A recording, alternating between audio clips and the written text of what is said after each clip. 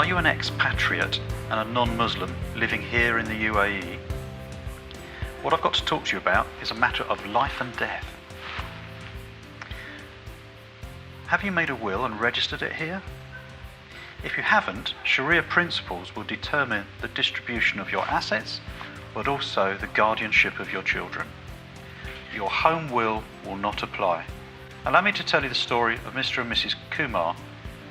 I've changed the names, but the story is true. Mr. and Mrs. Kumar had a property in the meadows in Mr. Kumar's name.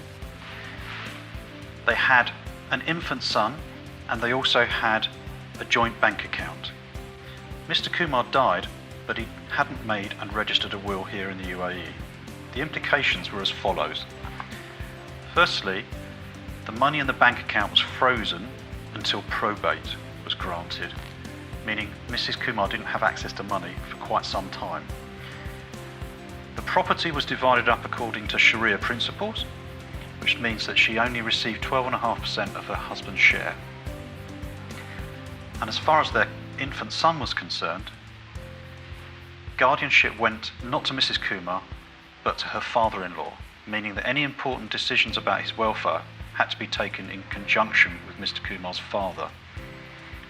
It's quite possible that this wouldn't have been what Mr. and Mrs. Kumar wanted. And thankfully today, you can have your home inheritance laws and guardianship rules applied if you make a will here and register it in the UAE. Do you have a property here?